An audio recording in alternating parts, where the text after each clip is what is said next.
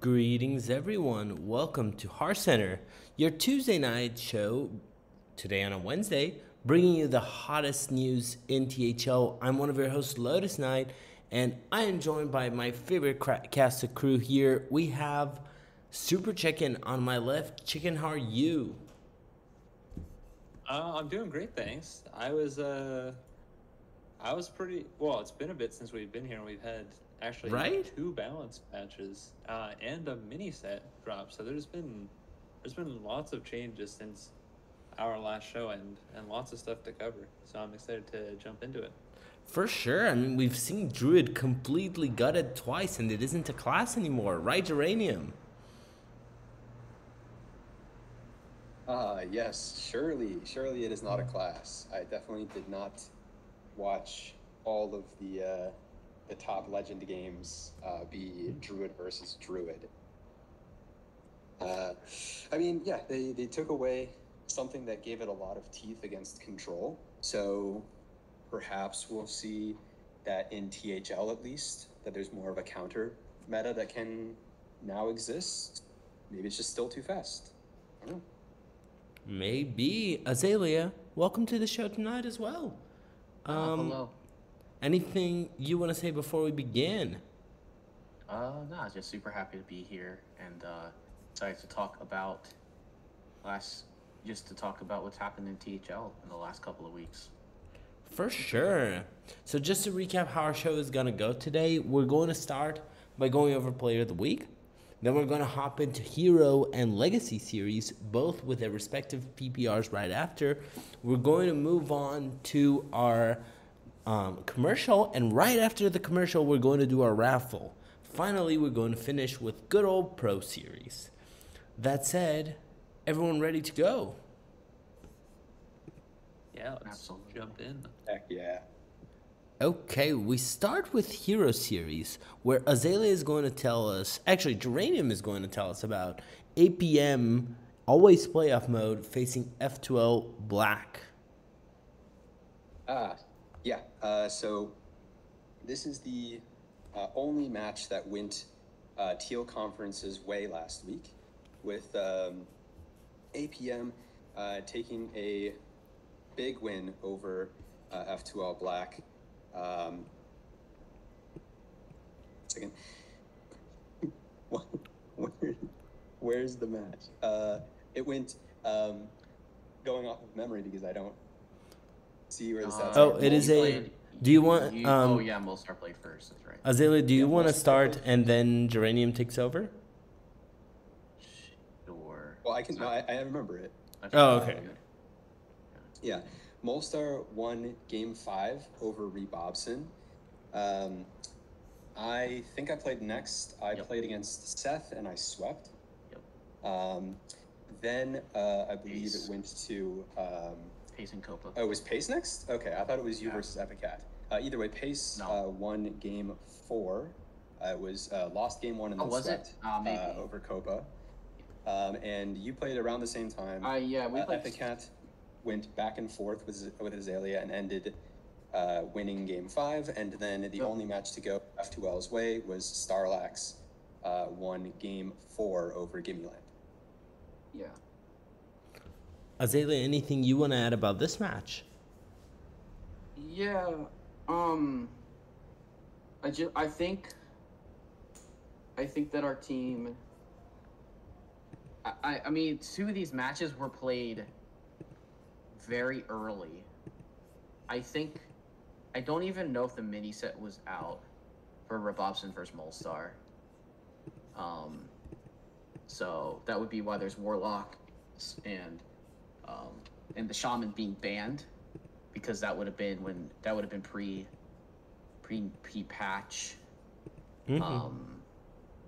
And yeah, I mean, it just started off really poorly for us. We got to it was 12-4, needed 2 sweeps back, and Copa lost 3-1 to Pace, and yeah, and Starlax getting some points back for us, which was really needed, because now it's like I guess it's technically APM is in striking distance of us. Mm-hmm. We don't play them though this week, so that is that does make it easier for us. Yeah. Yeah, because I believe we're actually just playing another cross-conference opponent this week. So yeah. Mm-hmm. Overall, I think, like Geranium said, or like we talked about before, I think their team had a really good meta read. And Geranium swept on the Druid. That was the new Tony Druid deck. You mean old Tony Druid?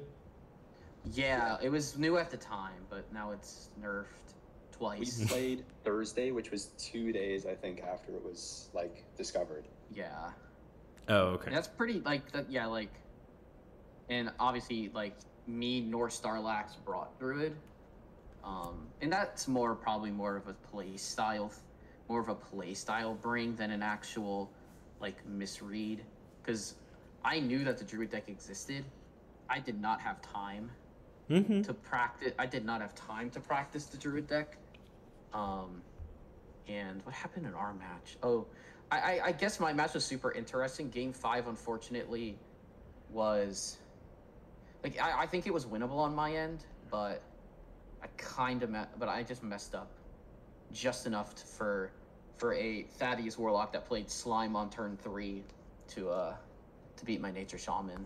I think that was your legacy match, because from what I remember about the match. Oh no, he played Control Warlock. Oh, it was super close, and I had Totem in this. I had Totem in this match. Yeah. My Warrior, I fumbled. I think it was Warrior versus Priest in Game 5. It was a close one, and he got it. Because I sanitized, and I didn't attack with an 11 attack Odin, with an 11/11 Odin. So remember, read your cards, because I thought that their side of the board was going to explode, but everything exploded. Fair. But yeah, it was like, I don't know. I had all fun matches this week. I know we're probably we might only talk about this one, but I had all fun matches, even though I did not get a win. Fair. Yeah. Chicken, anything you want to say about this match? Yeah, certainly sets F12 Black a bit, but honestly, like, it's kind of funny because they're a 3-3 team and they're still like second in the conference with like a 7-point lead, and that's like with APM already playing one of their matches this week. Yeah. So overall, still looking pretty good for F12 Black. Hopefully they're able to adapt to the new meta. Yeah, which is good. It is. I think it's pretty tough. I think a lot of people are having a bit of a tough time right now with the meta changing so often.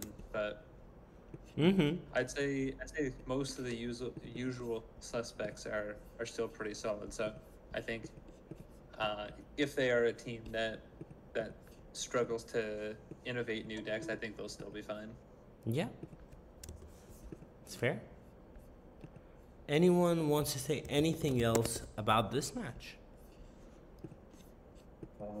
Yeah, I will say that. So the funny thing that you'll see that I mentioned earlier is that every single team in Purple Conference got 17 points except for F12 Black. So basically the information that you're seeing on screen is basically every team shifting up,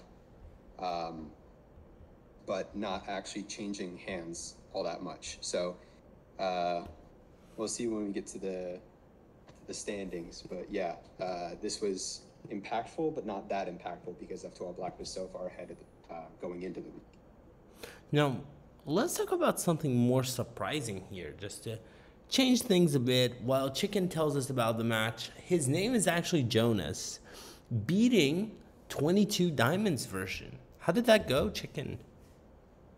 How did I know we were going to feature this match? We weren't, but this was the last minute surprise. I actually did not realize until like 5 minutes ago that we lost this week. Because I had started this season out 0-2, and I think we won both of those weeks, and I was like, I'd gotten into the mindset. I was like, if I win my match, like, there's no way we can lose the week. My team's crushing it. We're gonna like sweep. It's gonna be easy. But that did not happen. Neji could not prevent himself from giving CMAC his first win of the season, and he is now the 2 seed as a result. So I'm excited to take on the 1 seed responsibilities for the last week of the regular season, and then inevitably lose and change places. But yeah, it was an interesting match. I mean, it really ended up being quite close. Like, a lot of matches being fairly back and forth. But yeah, ultimately, his name is actually Jonas. Was a little bit better this week, and I don't know. I think they played a lot better than their record would like indicate. I mean, these are like 5 really, really good players, and I certainly expected them to do better this season. And I think like maybe had they been playing at this level for most of the season, I think they would be in a better spot right now. But I think they seem to be kind of adjusting to the meta a little bit late in the season, considering it's only a 7-week season, which is certainly unfortunate for them. But notably in the past, this has definitely been a sort of kind of momentum-based team where they pick up steam later into the season. And actually, I think the year I won Hero Championship with this team, we were actually 2-4 after 6 weeks. But luckily for us, it was an 11-week season, and we were able to get enough points to make it into playoffs. So I think, is it 8 weeks? I'm getting word from Bone Masher that it is an 8-week season. I actually don't know. This season is 8 weeks, but I think the one back then was longer. Yeah, Okay. it was definitely 11 weeks back then. Yeah, it was 11 weeks. It was Legacy that's 7. Yeah. But yeah, shorter season. Probably not great for this team, but I think they played really well this past week and caught us by surprise a little bit, actually. Nice. Let me ask Uranium for any comments on this match. Yeah, I mean, it's pretty cool. A lot of different ideas on both sides. 22 Diamonds version, Rogue and Warrior and Hunter in every single lineup. But then, other than the Rogue, Warrior, Hunter, basically a different class every single time, which is very interesting.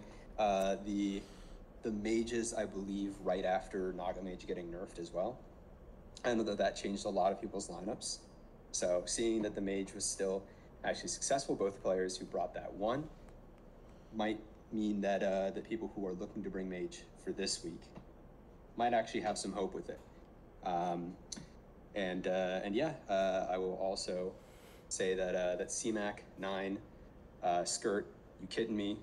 They're all championship caliber players. They've been there countless number of times, and having an unlucky start to the season is just par for the course.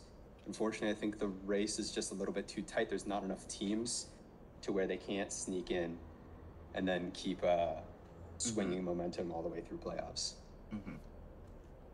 Oh, also the mage. I did bring the mage before that, or unless you're talking about Skirt's mage.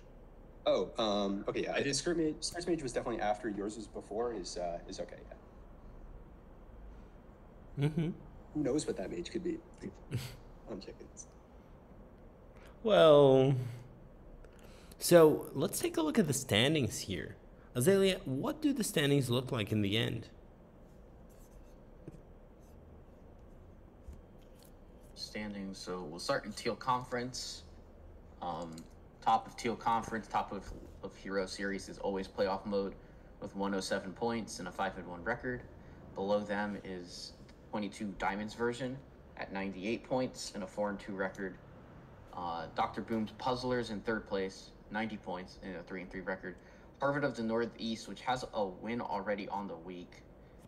They were at 74 points prior to this week with a 2-4 record. And the bottom team of Teal Conference is the Gas Leak inside the Starbucks at 63 points and a 1-5 record. Over to Purple Conference, we have Dad Legend sitting at 105 points, previously 103 at the end of the week, with a 5-1 record. We have F2L Black at 87 points and a 3-3 record. We have a premium membership, which was 76 points before the week, and 2-4 record, and Department of League Administration right behind them at 75 to start the week, and a 3-3 record. His name is actually Jonas at 67 points, now sitting at a very nice 69 points, 2-4 record. Nice. Now, that's awesome. I just realized that I don't think we did Player of the Week, did we? No. No. So let's hop back to Player of the Week, because it is a great moment of transition anyways. Let's go straight in to Player of the Week, where we're going to start with Hero to finish our Hero segment. Well, we'll come to BPR soon. But, Chicken, tell us, who's Hero Player of the Week? Our hero player of the week is none other than Desharmo. Desharmo has moved up from the 3 seed back up to his rightful place as the hero 1 seed this season and took a huge 3-1 victory over his opponent last week to help a premium membership move within striking distance of playoffs. So congrats to Desharmo and thanks to Azalea for the submission. Mm-hmm. Thank you, Azalea. And congrats, Desharmo. Geranium, who's our Legacy Player of the Week? Our legacy player of the week is none other than CVG Hastor. And I think there's a typo here, so I'm going to change it live. Dad Legends Unsung Legacy this season, not Hero. Oh, the Hastor is having a very strong season, which was continued with a Game 5 win to help Dad Legend keep well in the race for playoffs in the Red Conference. That write-up is, once again, from Azalea. Thank you. And finally, Azalea, who's our Pro Player of the Week? All right, yeah, our Pro Player of the Week is Not Bamity. Last week, Not Bamity had to come up with 3 brand new lineups as the meta shifted again and again before he finally played his match on Sunday. After struggling with doubts and playing a lot of unfamiliar matchups into Copa's off-meta lineup, Not Bamity secured a 3-0 victory to win the week for Cheesemongers United by exactly 1 point, continuing their undefeated season. That write-up is from Pyro Llama. Thank you, Pyro Llama, for that write-up, and congratulations, Not Bamity. Shall we move to Hero PPR? Yeah, let's take a look. Okay. PPR, let's see who made it Hero Player Power Rankings. We have 2 more weeks of Hero, so Azalea, why don't you tell us who made Hero Player Power Rankings? I do not have them. Are they That's on updated? stream. Oh, I have to go to the stream. Okay, 1 sec. In the Sorry. meanwhile, I'll read us the honorable mentions. We have in 15th place, honorable mention Ron Mexico at 3-3. Hey. Honorable mention Teacots at 4-2 in 14th place. Honorable mention Diamond at 4-2 in 13th place. Rockfire is an honorable mention in 12th place, and Canoe honorable mention at 11th place. Do not ask us how these are. The machine spit the numbers. We have some numbers. But Azalea, are you ready to read us our top 10? I absolutely am. So for our top 10, we start with number 10, Skirt. Skirt Reynolds, 3-3 record, 15-14 game score. We've got Tab in 9th at 4-2 with a 14-10 game score. Number 8, my co-host Super Chicken at 4-2 with a 16-8 game score. And then in 7th, we have my other co-host Uranium Battle at a 4-2 record at 5-10. And above both of them, we have Starlax, who is one of my teammates, at in 6th at 4-2 with a 16-9 game score. And so for our top 5, we start with World 8 at 5-1 with a 15-8 game score. Then we have this week's Player of the Week, Desharmo, at a 4-1 record, a 14-7 game score. Then we have Molestar at a 5-2 record. So he must have already played this week. 17-13 record. Then we have number 2. We have the undefeated Yellow Dart at 6-0 and 18-6. And our number 1 for Hero PPR is Nice Jewish Owl, with also an undefeated record, 6-0 and 18-6. Nice. Congratulations, all are amazing PPR winners. Anyone has any comments on these players before we move on to Legacy? I think it really starts being valuable once you get the top 7 in player power rankings. Anything below that is pretty tragic. Fair. So let's move on to Legacy, where our first match we're going to look at is Defias versus the Titans of average size. And I'm going to ask Azalea to give us a bit of the ins on this one. Okay. All right, Defias versus Titans of average size. Looks like a pretty extraordinarily sized win for Defias at an 18-2 win, and it starts at and I don't know the exact match order, so I will go from top to bottom. We have Wild 9. We have the undefeated Wild 9 getting a Game 5 win, 3-2 over Genji. We have Classy Thug getting a 3-2 win over Superhero. We have Truth AM getting a 3-1 win over Neb Canuck. We have the Real Lure with a sweep, a 3-0 win over Mojo Powell. And in the 5 seed, we have Judo Chop getting a win over Walkerman. A Game 5 3-2 win for Judo Chop. Nice. Those are quite the results, and it's interesting how ununiform the lineups are with all the nerfs and everything that happened this week. Chicken, anything you want to comment about this one? Yeah, it seems like Defias is back into their championship form. I mean, this is a team that held another pretty solid team in Titans of average size to just 9 points. I actually don't... Wait, did Genji try to e-sub out in Hero or Legacy last week? He's not playing in Hero. Oh, okay. I think it was Legacy. I'm not sure what happened with this match, but it seems like Genji had played it out. But I saw like, I think maybe it was in the APM server that he was tried to e-sub out.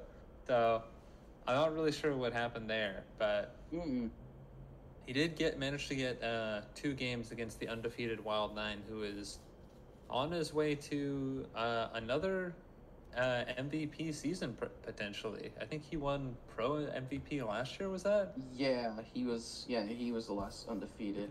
And yeah, he's just been playing super well lately. I mean, I think Legacy is a format that he really enjoys. Well, actually, I think he enjoys everything except for Hero. He's not a huge fan of Hero. But yeah, this is a team that's been there before, and I think will be a pretty serious threat, after this week going into playoffs. Oh yeah, Wild 9 is not a fan of Hero. That's why he has, I think, like a close to 100% championship rate in that series. Team diff. No, Wild 9's excellent. Very similar to Super Buckles. And he's been on a lot, and Wild 9 has been on a lot of excellent Hero teams and has won championships. Mm-hmm. Yeah. Now, the only way to win a championship is usually to have all 5 players contribute at some point throughout the season. So there you go. Fair. Anything else anyone wants to say about this match before we move into our second Legacy match of the night? I will say more towards Defias. Defias has been making playoffs every season for a very long time. They did miss, I think, 2 seasons a while back, but and they did take a break for 1 season. But other than that, they've made playoffs and then made at least semis every single playoffs. Yes. So they are a very strong team. They have not stopped being a very strong team. And yeah, we're seeing the success of that and a very likely playoff berth from them. Yeah.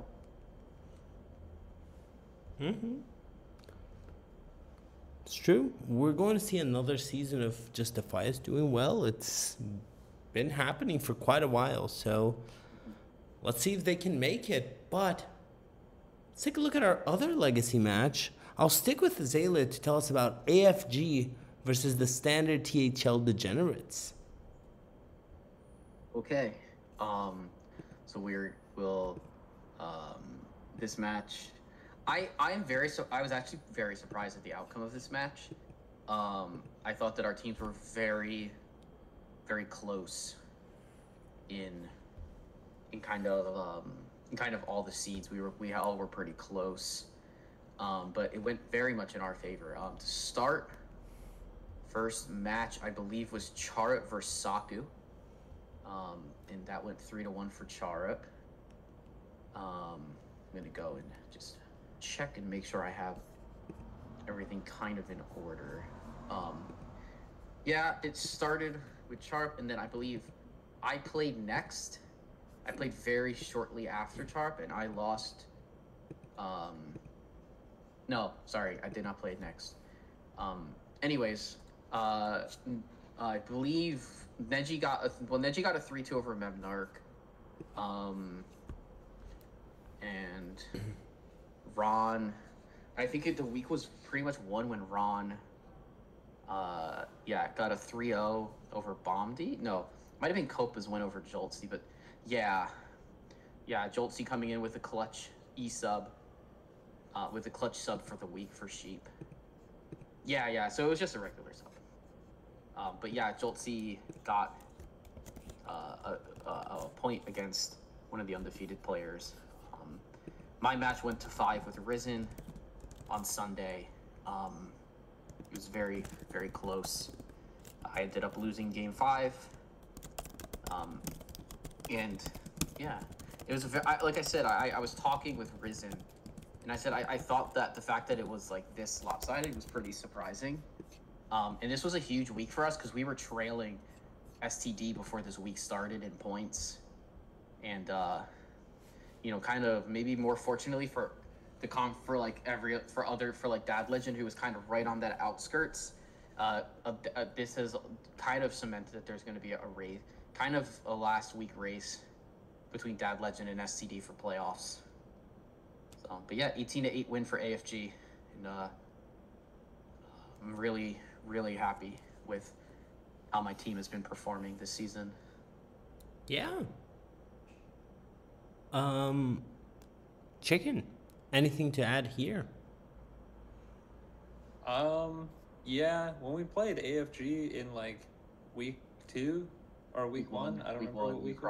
You crushed. Yeah, us. I did not expect this team to do that well. I mean, like, okay, to be fair, like this is obviously like a really stacked team on paper, but like, yeah, week was not close. So I was like, It was not. I was like, that's weird. Like, but Yeah. I don't know. I'm not like, I guess not too surprised that they've bounced back in such strong fashion, and are kind of knocking at the door of first place actually if we keep trolling these weeks. It'll take a lot. It'll take quite a lot. We did start this week strong already, but it's going to take a lot for us to catch you. But so going into this week, I believe our team only needs like 13 points. We need like 13 points to secure playoffs in total. But we would, and pretty much all we would need to do is pass Chicken's team to get to the bye week. But I mean, I don't think that's something our team can realistically look at and be like, we're going to aim for this, when we should probably just aim. We should just lock, we want to lock playoffs, and we can go from there. It's funny because you were like, because our team didn't do exceptionally well against your team, and from there Ron has not lost, and obviously Copa was the only win that week as he's undefeated. and Neji proceeded to go 5-1 since. So I'm very happy. I'm very happy with how the team has worked out. Yeah. For sure. Obviously, well, like based on these team records, obviously you understand, as do I, that the role of a captain is to build the team. And the captains don't need to actually get any wins, which is why I got all my wins in the first 3 weeks, and I have decided to defer to the rest of the players. Yeah. At this rate, I'm probably gonna end up the 5 seed by the end of the season. With how well Chirps has been, with how Chirps been doing, Charlie. I just want to make it clear to you that Diamond is not captaining my team, so. Well, he's like at heart a captain, you know. So Yeah, he's always a captain. About that. Yeah. So, any further points anyone has to say about this match before we move on to look at the standings? Okay, so let's take a look at the standings. And I want to ask Chicken if they can tell us a little bit about what's going on in gold and red after this week. Yeah, so starting with the gold conference, we have the Stubbs at the top with 108. We have Defias at 100 points. Opin Marchand at 96. We have Big W roster at 80 points. Right behind them, we have Titans of average size at 79, F2L White at 77, and Justin Makes Me Feel Good at 69 points. So, it's top 3 from each conference. So already it seems like playoffs are basically locked for these top 3 teams, unless APM gets like 2 points, and then Big W roster gets a lot of points. Actually, F2L White and Titans are both not mathematically locked out yet. True. That'll happen. Yeah, that is true. The point differential there is so brutal. They could drop quite a few points, and then maybe make it if APM DQs all their matches. I don't like that speaking. So moving on to Red Conference, we have Character Limit Exceeded at 110. We have AFG at 106. Then we have Dad Legend in 3rd place with 97 points. STD at 92. The other APM team at 77 points. Valorant Refugees at 54. And then ET Cthulhu at 48 points.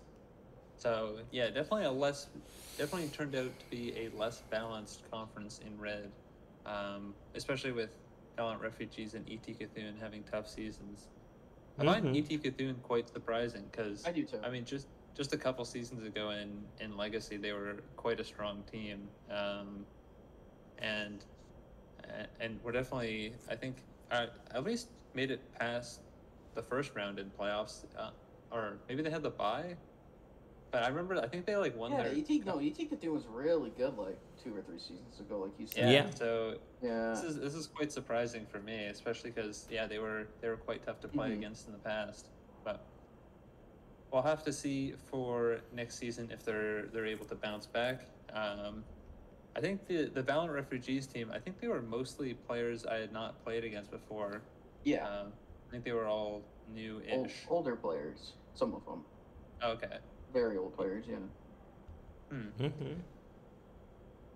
But yeah, looking at the playoff picture here, seems like, I mean, APM is technically still in it. They're not mathematically eliminated, but for most intents and purposes, they are. Yeah. It's really going to come down to Dad Legend and STD this week, and who's gonna get that last spot in Red. I mean, obviously Dad Legend has a bit of a cushion, but they still pretty much need to win their week if STD has a strong week as well. Yeah. Yeah, no, APM is going to 23-3, we trust. One match result already in, I believe, for APM. I think they had a 3-2 win, which means they have to 19-1 at this point to have any shot. But they can. Man. Yeah. They definitely can. with some sneaky that person was streaming their match type deals. Or you know, actually just sweeping. Didn't have their Chad emote only. Just perhaps? sweep. Yeah. Just sweep. But yeah, I think you know, with some strong results, and certainly they can play spoiler as they're already sort of putting a little bit of hurt on Dad Legend. I'm gonna toot my own horn a little bit. I did put a more detailed write-up on everyone's chances for this last week in the Legacy channel in THL. So if you are interested in your team, go ahead and check out the Legacy channel in THL. It's you have to scroll up a little bit, but yeah. The chances might not be great for every team, but there are a lot of chances still on the table for a lot of teams. Oh my gosh. Yeah, no, this is an excellent write-up. This is how I figured out how much points we needed. It is an excellent write-up. Yeah, and we also cannot stop. We also know that Justin Boys are gaming on Saturday, and we cannot stop the flow. That's probably my favorite part of the write-up. So let's take a look at the player power rankings, unless anyone has any final points. I was just going to quick mention, you guys were talking back and forth about who was going to get the bye. If Chicken's team wins, they get the bye. There's no contest about that. So well, if we have more points, it has to be a two-part. AFG has to like basically full sweep the week, and Chicken's team has to lose, and then there's some bye. Oh yeah. Considerations. So. No, that's why I said it's extremely difficult. Yeah. Okay, let's hear PPR. So let's take a look at PPR. Chicken, who made Legacy PPR? All right, so while I stall for the stream to load, oh, there it is. We have in our honorable mentions Geranium Battle at 4-2. We have Epic Mingo at 14th with a 4-2 record. Youngster also at 4-2. And we have Pescatarian at 12th with a 4-2 record. And rounding out our honorable mentions, we have Classy Thug at 4-1. Then in our top 10, we have Turtle at 5-1. We have Hockey Boys at 5-1. Ron Mexico at 5-1.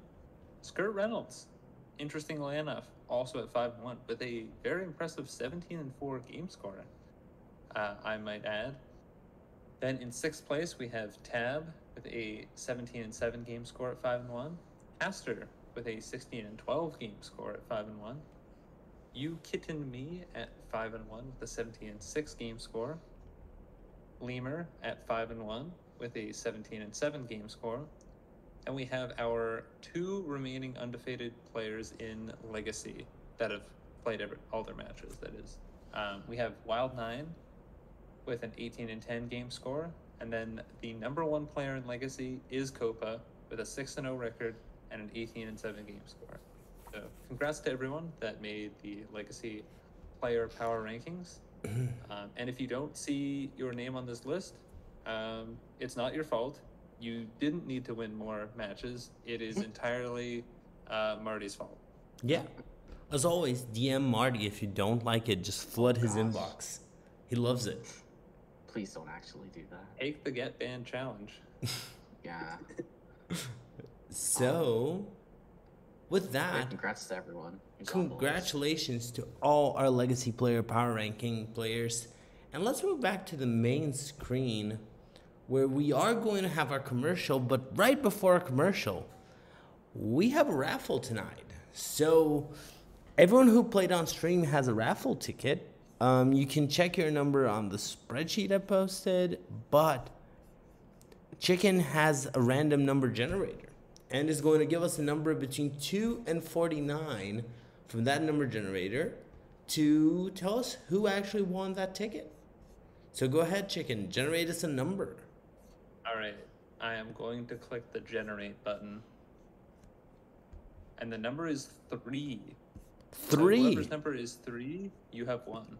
So number 3 is Geranium Battle. Rigged. This is so rigged. I'll tell you, the chances are not 10% of no. It's not even 10%. No, it's not 10%. You're right, it's not. But it did happen. It was 50%. Either it happened or it didn't. It's true. Oh my gosh.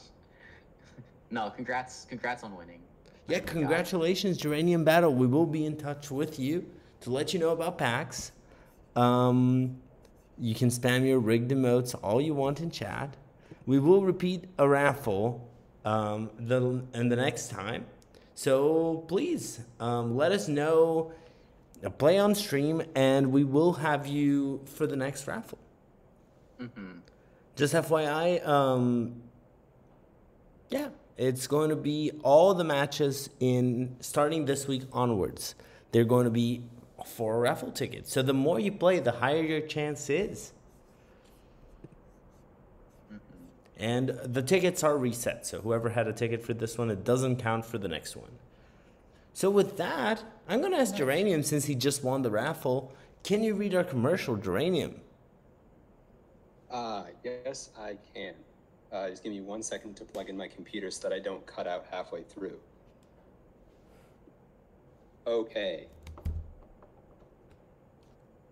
So, yo, hey there, Twitch spewers. Have you mage scribed to Scream Hearth League yet? Then make Wednesday, Tuesday a thing and subscribe yourself to our channel. This subscription enables our stream cleaners to help cover the cost of operating our website, as well as improve the quality of our streams and content to our spewers. If you have apples on Prime /Yogg Prime, you can subscribe to the channel by playing 15 spells to make Yogg cost 0. Subscribble dribblers will get a THL emoticon, as well as this amazing THL chat badge. So hit that thumbs up 7-up button and dim the lights down to make sure you save on your electric bill. We appreciate each and every one of you. Spectral tone to our viewers. Check out THL's other spectral media points of interest. The website is teamhearthleague.com. Rant us on Twitter at THL_HS. Join us on Discord at Team Hearth League and face us on Hearthstone at Azalea Akari number 1185. The True Hearth legend Saku continues to post all our videos on our YouTube channel. Just besmirch for Team Hearth League to see everything previously recorded. You are, of course, watching us on our Twitch channel, or possibly on our YouTube channel in distant past. And for all of you THL fans out there are THL shows every single 4th days of the week. You can't go blue crooning in at any time for some Hearthstone-related content. Now back to the Yoggers part. Ka-chow. Ka-chow, indeed. Thank you, Geranium, for that read. So, with that, is everyone ready to go to Pro Series? Yeah, let's take a look.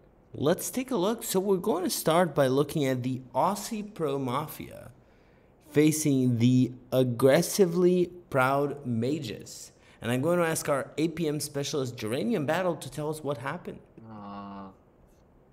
Of course. Aussie Pro Mafia is having the better season here with a sweep down the line here. That is 20-5 Reverb, playing against a last-minute E-sub Azalea. You've got Sick Lad winning game 4 over Lowbrow Low Ladder.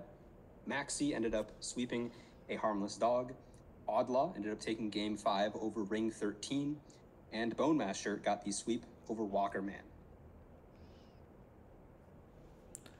Nice. This was quite the sweep. Azalea, anything you want to tell us here?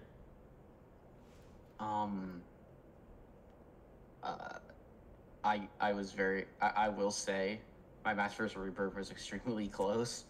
I was up 2-1 and I just couldn't win with Control Priest. But Reverb played the matches very, very well. And was able to keep his season rolling. Yeah, it was super close for sure. Like I told him, I thought that he essentially beat me in 4 out of the 5 games, but my Secret Hunter kind of rolled him a little bit. I was able to Yogg and steal his Titan, which pretty much swung the game super hard.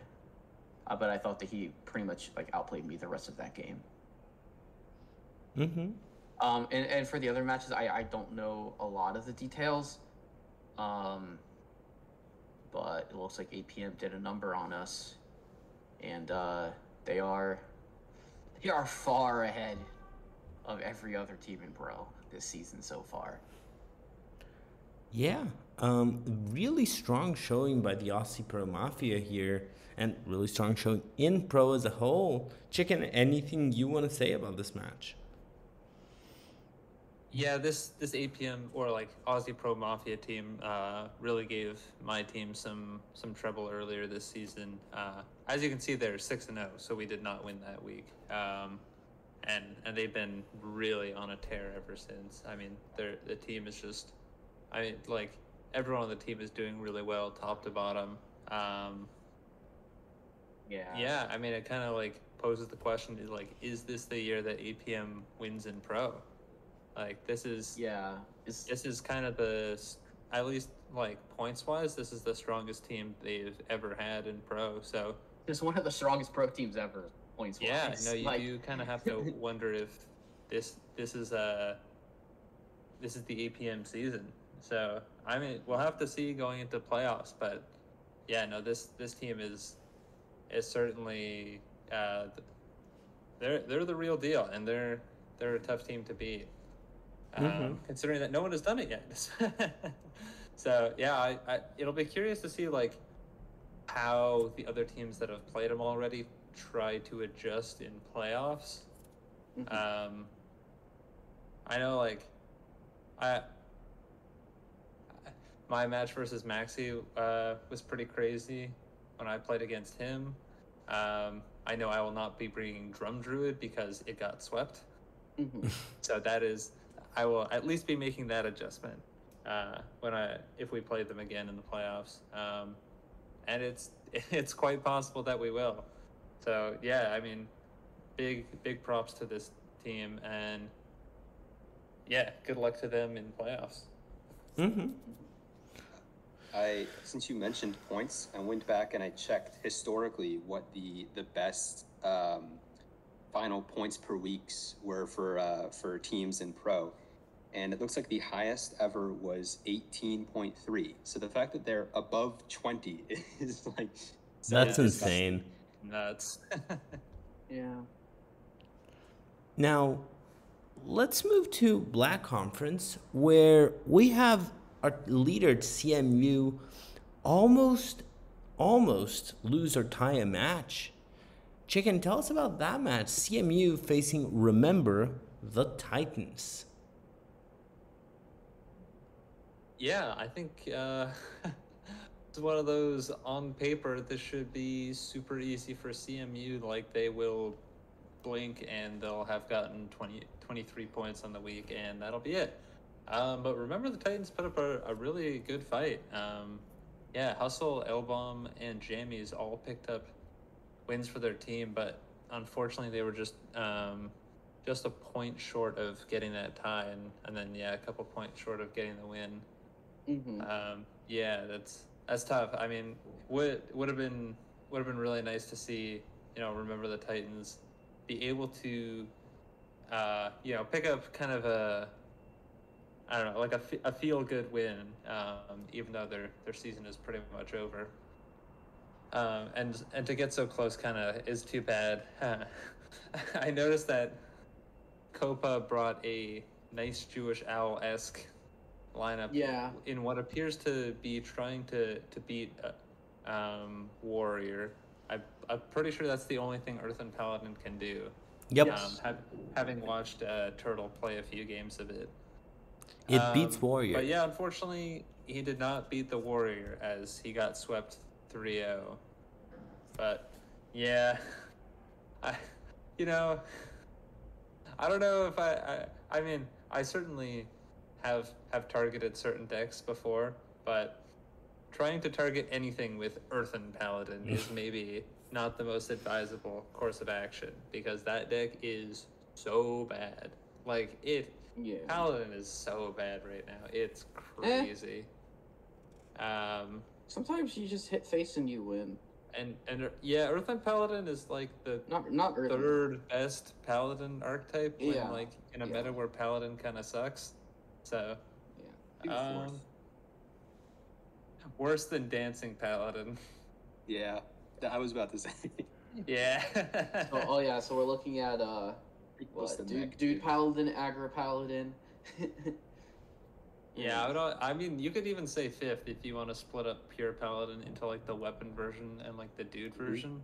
You can even do Oh, that yeah. if you want. I guess. If you really want Um, to. You could Yeah, put it into they're all like the same. it is just so terrible. I mean, I was I think I guess it wasn't before the patch. Yeah. I think like post mini set, like Paladin got better with the. Somehow Paladin got like some better matchups with the mini, so I don't know what happened. but yeah, I think like post mini set, like Relic Demon Hunter got a bit worse in my opinion.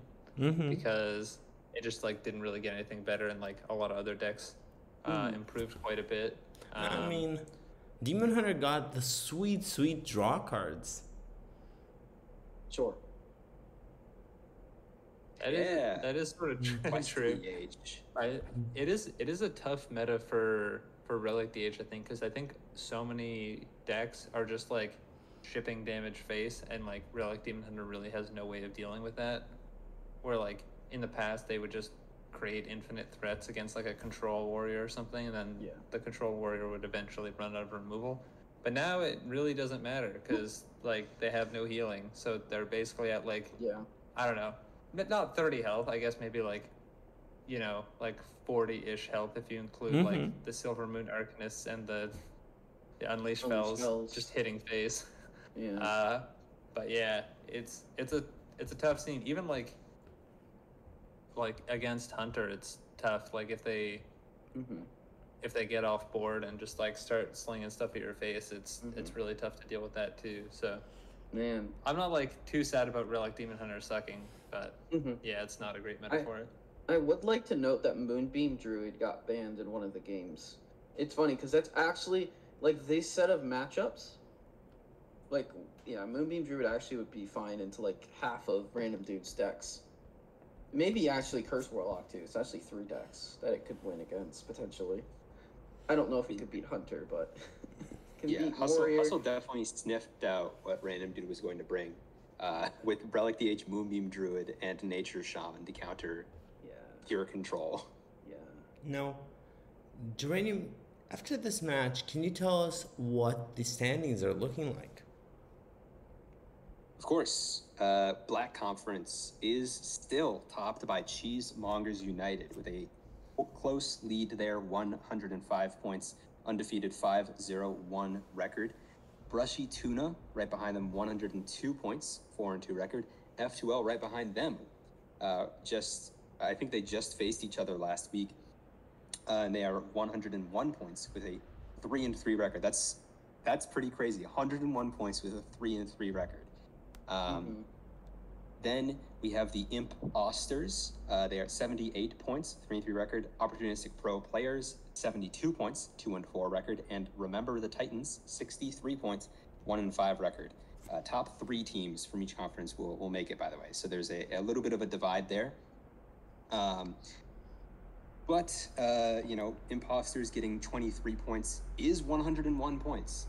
So there's the potential that they can at least match that.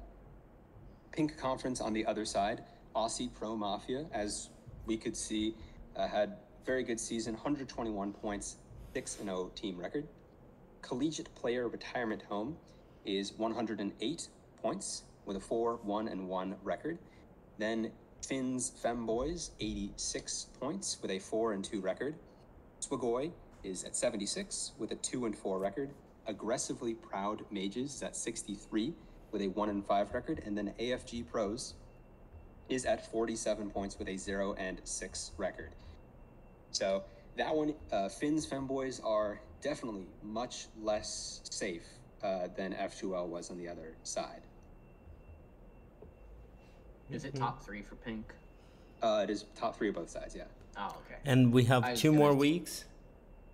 Is that correct? I think it might just be 1. I think it's I'll just check 1. right now. I believe this is the final week. Yeah. Yeah, our team is it's the same as Legacy. So it's Okay. only this week. So if it's only this week, this is... I mean, top 3 for Black, I think, are already set. That's locked. Oh, hey. Imp Osters can get 23 points if F2L gets fully swept. Yeah, but they might have to tie. They might have the breaker. Okay, I should look. Yeah. Okay. I'm gonna optimistically say F2L's making playoffs. Oh wait, no, they play this week. So yeah. Oh, they play this week. 23-0. Oh, yeah. They'll have the Good luck. tiebreaker. Good luck. Okay. So a perfect week would be what could do it. We'll have to see what happens. But with all this said, should we look at pro PPR? Yes. Let's see. All right. So, Geranium, tell me, who made pro player power rankings at the end of the week? Of course, let's start it off with the honorable mentions here. We've got Not Bambi with 4-2 record, 15-11 game score. That's player of the week for this last week. Then we've got Pocket Train, 3-2 record. He did take a break to do well at an MT with a 13-6 game score. Ancient Pui is 4-2 with a 15-9 game score. Random Dude is 4-2 with a 15-10. Yo Daddy is 4-2 with a 14-12, and then we get to the top 10 here. McBannerface also took that break week to do well at the MT with a 4-1 record, 13-6 game score. Our co-host Super Chicken, 4-2, 14-11 game score. Yeah, Bone Masher, yours is definitely probably 16th, just not good enough. But anyways, Flying Kraken is 4-2 with a 15-11 game score. Dreadeye is 4-2 with a 16-10 game score. Pyro Llama is 5-1 with a 15-7 game score. Maxi is 5-1 with a 16-7 game score. We're basically in the APM section. Sicklad is up next, 5-1 with a 16-11 game score. Neji Boston is 5-1, 17-6.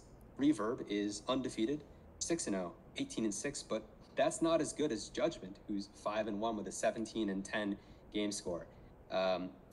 Yeah, I mean, I guess the quality of opponents that Judgment has for his wins are just weighted higher. I'm not entirely sure, but yeah. It would suck if it was because of me being not having played Persa is partially why. That would be pretty brutal. I think it is. Yeah. Bone Masher, I believe, is missing with a 4-2 because he was playing it in the 5 seed. Is sort of the idea. Mm-hmm. Yeah. That's brutal. That's punishing that he's not number one in the power in the PPR. But it's fine, I guess. Well, everyone on this list has had a great season so far, and because Pro is a very tough series. Yep. Any final thoughts before we move on to our checkout question of the night?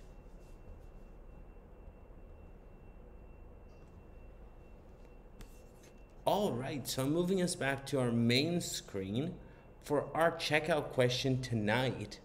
And our checkout question here is a special one that you all don't know.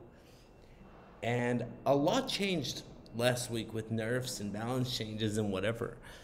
And Druid is probably still broken. So my question is Druid still broken? And if it is, how do you fix it? If not, is anything broken right now? And I'm going to start with Geranium. Yes.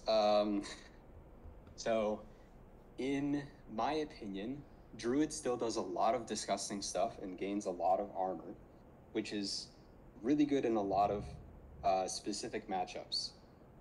If you're looking at matchups like Nature Shaman, where they don't have a lot of defensive tools and they just try to burn you out, while gaining a lot of armor and closing out the game with a lot of attack damage and Ignis weapon and such is going to be very effective. However, on the flip side, I think that without the Jailer and Tony interaction, it loses a lot of teeth versus those very slow, more grindy decks. So Mage probably doesn't have enough armor gain to outlast the weapons and everything, but if you look more at like Control Warrior, they gain a lot of armor. Priest gains a lot of health. Those have more of a chance of still being able to actually clear the Druid boards that they make and possibly just outlast them.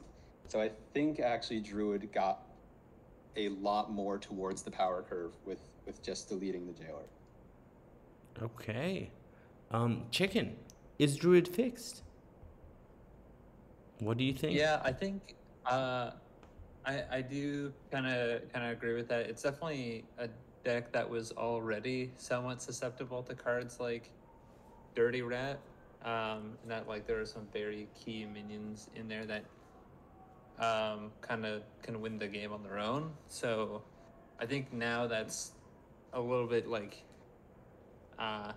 even more emphasized, where like you, even if like say your Ignis gets pulled or something like that, you still had like the Tony Jailer combo to kind of win the game no matter what. And now like if you're against Priest and your Ignis gets pulled, it's pretty bad news. Like it'd be tough to win that unless you're like so far basically like ahead on draw and board And mana. and mana. I mean, it's certainly possible. It's just like the deck went from like not having a bad matchup to having a bad matchup. Like that, there are like a couple bad matchups for the deck now. So there's certainly some counterplay, but I think it's like still one of the best decks in the game. Fair. Azalea, anything you want to say about this deck? I actually don't have that much information, having played or watched the deck be played. But anytime a deck goes from no bad matchups, where I think it's worse, I think like technically its worst matchup was like a 50-50 with Mech Rogue. From what I heard, this is just hearsay. I don't know stats. To actually having bad matchup, that is a good sign for balance. That it's gotten at least that it's not as oppressive. So I don't personally know. I've still heard that it's a lot of Druid on ladder still. So it doesn't seem like the play rate necessarily is like the main thing to see is that the play rate goes down. Because people will find like good counters. They'll actually like make ladder a little bit more balanced and playable. Because even though we have a specific THL meta, even though like you can ban it in THL and have other stuff to play, like it's pretty miserable when ladder is all like one class or a couple of classes. So, I hope that for people, that way there's a better ladder experience. Because I actually think that this season has had some really decent ladder metas. Fair. Anything else anyone wants to say before we finish the show? All right. I want to take this opportunity to thank Super Chicken, Geranium Battle, and Azalea Kari for being here tonight and giving us a great show. I want to thank all of our viewers. I hope you enjoyed the show. Feel free to always leave us feedback if there's anything we can do that you'd enjoy seeing. We still have a lot of week in THL, so play your matches, play on stream. There will be another raffle, so keep an eye out for that. And that raffle is going to be called at the end of the season. So everyone who's before playoffs or doing playoffs can play and make it here. With that, I do want to say, do we have an interview this weekend, Azalea? I don't believe so. Okay. So I don't believe we're gonna. As far as I know, we don't have anything. Phone Master is in chat, so he can let me know if there is anything, but I kind of don't think there is. Okay. So probably no interview this week, but we'll have some at some point. And if you want to do any content, let us know. Always looking for people. But with that said, I want to take this opportunity to wish everyone a good night, and we will see you all later. Bye.